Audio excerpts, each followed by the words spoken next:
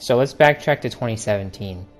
The hype for The Last Jedi was huge. The Force Awakens came out 2 years prior and ended with one of the coolest scenes in the saga. Rogue One came out in 2016 and wowed fans with its final 20 minutes. The trailers for The Last Jedi came out throughout the year and they made the movie look fantastic. Then the movie came out, and the previously united fanbase was separated, was divided. Now, like The Last Jedi or hate it, you gotta admit that it did something new for Star Wars films. And no, I don't mean hologram Luke, or Canto Bite. Or should I say, Canto bring myself to watch that part of the movie, am I right, guys? Lame joke, I know. But I'm talking about the film's take on the master-apprentice relationship. Namely that between Luke and Ben Solo, or Kylo Ren if you prefer. In the prequels, the apprentice betrayed the master. In the originals, the master Obi-Wan dies and leads Luke to Yoda, where he lets down Yoda by leaving prematurely to save his friends. He does return, but only to see Yoda die. So in the prequels and the originals, the master was always someone good, and it was the apprentice that let the master down. The Last Jedi makes the master the failure, and his actions were what drove the apprentice to evil. Luke was training a new generation of Jedi, including Leia's son Ben Solo. Ben Solo, like his grandfather, had a darkness in him, something Snoke pulled at. Luke told Rey that when he confronted Ben attacked him. Later on, Kylo Ren says that Luke went into his room to kill him, and Kylo defended himself from his traitorous master. Eventually, though, we learned the truth.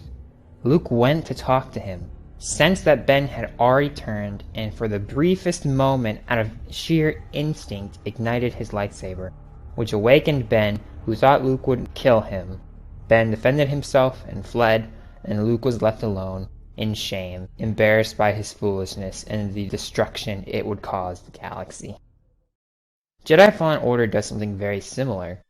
The protagonist, Cal Kestis, is a Padawan who survived the infamous Order 66. After using the Force to save a friend, the Inquisitors, namely the second sister, hunt him down and nearly kill him until a timely rescue from a seemingly normal rebel named Seer. Turns out though, Seer, like Luke in Episode 8, is a Jedi who has cut herself off from the Force due to a traumatic experience in her past. At first, she, like Luke, lies about it, and says she was captured after leading the Empire away from her Padawan, and was constantly tortured by the Inquisitors until she escaped in a prison riot. However, much like Rey, while talking to Kylo, Cal eventually talks to the second sister, who reveals that she is in fact Seer's apprentice, the one Seer said she led the Empire away from. Her name is Trilla, by the way. Trilla tells Cal a different story. Yes, Seer led the Empire away from her, as well as many younglings, but after being captured, she gave the Empire Trilla's location. The younglings were slaughtered, and Trilla, betrayed, horrified, angry, became an Inquisitor. Once again, however, the villain side of the story isn't complete, as there are once again extenuating circumstances. Sometime after this, Seer decides to come clean to Cal, and tells him the truth.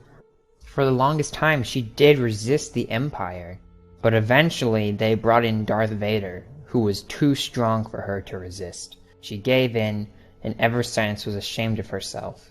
She tells Cal that when she realized what had happened to Trilla due to her actions, she touched into the dark side and escaped the prison, not in a prison riot, but through her rage. Before we go on, I need to mention that Cal Kestis has a rare force power known as psychometry, which allows him to feel the past of objects he touches. Fun fact, this is the same force power Quinlan Vos had. During another fight with Trilla later on, Cal gains the upper hand and grabs her lightsaber, which would have given him the win if it weren't for this special power. The sheer amount of pain and agony he feels in the saber overwhelms him, and Trilla gets away. Cal sees the past without any lies, without any exaggerations. He sees Trilla left alone with the younglings, more scared than even them, but having to put on a brave face for them. He sees her being tortured at Fort Inquisitus, and he sees her become an Inquisitor. He sees Seer's reaction. Upon learning of Trilla's fate, Seer tapped into the dark side and slaughtered everyone in the room save Trilla and escaped. This is very powerful imagery, because like the flashback in Episode 8, it lets us see the events of the past transpire without outside influences tainting the truth. So yeah, both of these stories have masters who failed their apprentices, were ashamed, and cut themselves off from the Force. Eventually, both of them, given the gravity of their situations, return to the Force. But how do they face their past? Again, like or dislike each of these stories. Your opinion is perfectly valid and I won't argue it. But to me, this is one of The Last Jedi's greatest failures. This movie shows us a broken Luke, one ashamed of his failure. A Luke who, rather than try to move on, shuts himself off from both the Force and his friends. However, things change when he talks to Yoda and relearns the valuable lesson that failure isn't the end, but part of the path to success. As Yoda says, "The greatest teacher, failure is." So the climax of the film is perfectly set up now. Luke is ready to get his X-Wing out of the water and leave his island to face his past. He's ready to face Kylo, man to man, master to apprentice, and apologize. He's ready to own his mistakes and show Rey that they are a part of you. But what does he do? Rather than do the things I just said, rather than leave the planet like the film had been building up to, rather than facing his past sins, he stays on his planet and force projects himself on Crate, where he fakes a standoff with Kylo Ren. In the end, despite coming to terms with his past, despite his talk with Yoda, despite a newfound desire to be better, despite the desire to show Rey what it means to own your mistakes, he can't face his past. He briefly apologizes to Kylo Ren, but what good is that apology when he couldn't bother to say it in person? He then dies unexplained, his metal arm disappearing with him without ever redeeming himself. Kylo Ren, meanwhile, screams in anger as he's been duped by his former master.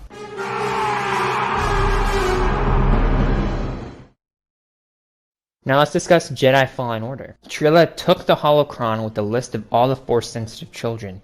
This list must have included Baby Yoda, so the stakes are higher than ever. Cere wronged Trilla. Cere betrayed Trilla. But Cere is using the Force again, and for the first time in the game accompanies Cal. Cal faces off against Trilla in an incredibly intense lightsaber duel, and after defeating her, Cere arrives. She says simply, "I need to do this," to Cal, then faces her old apprentice, defeated and injured on the floor of the very room Cere had previously fled from her in. Cere had now returned to the very room where she gave in to the dark side, where she learned the truth about her fallen apprentice. And well, I'll just play the clip from my playthrough for you. She says it better than I could ever explain. "It's over, Trilla.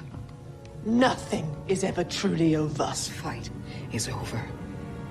I know the darkness that is eating you up inside, and every day we choose to either feed it or fight it." It's too late, sir. No, it's not. I know the choices that I made took all your choices away, and I have failed you, Trilla. I failed you. And I am so very sorry. Luke Skywalker was too much of a coward to fully face his fears, his past, while Cere moves forward despite her fears. It is interesting to note here that Trilla, after hearing this heartfelt apology from Cere, realizes her own faults and stands up triumphantly. We no longer see the red of the floor, but rather the blue of the steam behind her as she's somewhat redeemed, as she says, "I've carried so much hate for you," implying that that hate is now in the past. Unfortunately, Vader arrives and kills her off before she can fully move on from this learned lesson.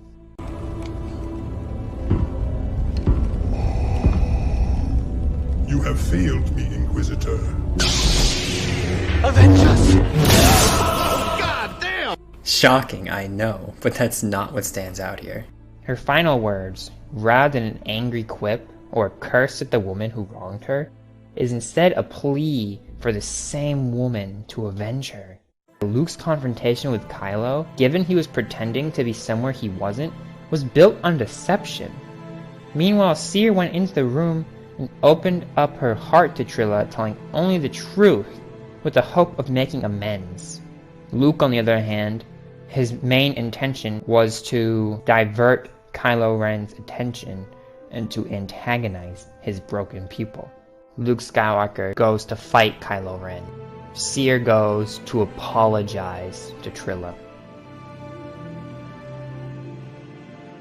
So, that's just about all I have to say. I'd like to mention though, that Trilla, aka the Second Sister, is a really underrated villain for both Star Wars and video games as a whole. I hope that come the next Star Wars film, or perhaps a sequel to Jedi Fallen Order, the villain is even just half as cool as her. So yeah, if you enjoyed the video, please hit the like button and subscribe. I try to have video essays like this out once or twice a month. So yeah, I'll see you next time, and until then, may the Force be with you.